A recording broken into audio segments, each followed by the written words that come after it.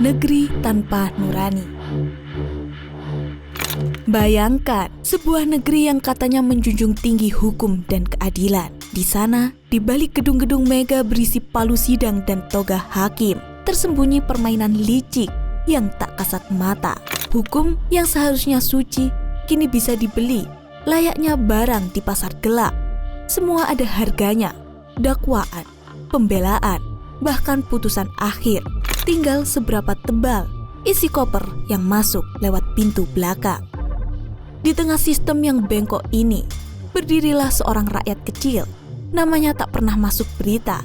Ia hanya seorang buruh yang tanahnya digusur tanpa ganti rugi demi proyek milik perusahaan besar yang berafiliasi dengan pejabat. Ia menggugat, ia melawan, ia percaya hukum masih berpihak pada yang benar. Tapi di ruang sidang, kenyataan memukulnya keras.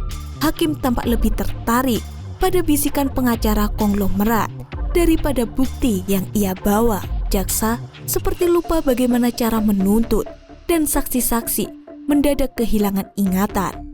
Media pun bungkam karena setiap berani melawan kekuasaan yang punya saluran TV sendiri. Yang tragis, rakyat kecil itu tak hanya kalah, ia dituduh membuat kekacauan, ia difitnah, menyebarkan kebohongan, disebut provokator, dan ketika vonis jatuh, ia justru dijebloskan ke penjara. Sementara para perampas tanah tersenyum di balik kaca gelap mobil mewah, melaju meninggalkan debu keadilan yang luluh lantak. Negeri itu pun perlahan berubah.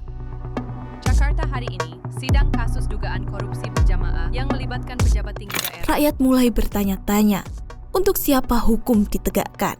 Ketika keadilan hanya bisa dibeli oleh mereka yang mampu, apa arti semua peraturan, semua undang-undang, semua sumpah jabatan? Apakah keadilan memang hanya dongeng yang diceritakan di buku-buku sekolah? Ketika hukum bisa dibeli, bukan hanya rakyat yang terluka, pengadilan itu sendiri perlahan-lahan membusuk dari dalam. Kredibilitas yang dulu dijunjung tinggi kini berubah menjadi bahan tertawaan. Di mata publik, palu hakim tak lagi melambangkan keadilan, melainkan simbol dari lelucon besar bernama sandiwara hukum. Dampaknya, perlahan tapi pasti, kepercayaan publik runtuh. Tak ada lagi rasa hormat terhadap proses hukum. Masyarakat yang dulu bersedia antri di pengadilan untuk mencari keadilan, kini memilih jalan sendiri, melapor ke media sosial, mencari keadilan di jalanan, atau lebih parah, mengambil hukum di tangan sendiri. Karena mereka tahu, di ruang sidang, yang menang bukan yang benar, tapi yang punya kuasa. Lama-kelamaan, pengadilan berubah wujud. Ia bukan lagi tempat mencari kebenaran, tapi ladang kekuasaan baru. Jaksa, pengacara, dan hakim menjadi pion dalam permainan politik dan ekonomi. Setiap vonis bisa dinegosiasikan, setiap kasus bisa dipolitisasi.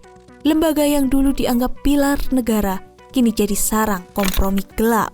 Namun, yang paling tragis bukan hanya kerusakan sistem, melainkan matinya harapan. Ketika rakyat berhenti percaya bahwa hukum bisa adil, mereka pun berhenti berharap. Dan di saat harapan mati, tidak ada lagi alasan untuk patuh. Dari situlah awal kekacauan dimulai. Ketika rakyat merasa tidak lagi punya tempat untuk mengadu, mereka menciptakan cara sendiri untuk bertahan. Dan pada titik itu, hukum tidak lagi punya tempat. Ia menjadi hantu tak berguna, hanya tertulis di buku, tapi mati dalam praktik.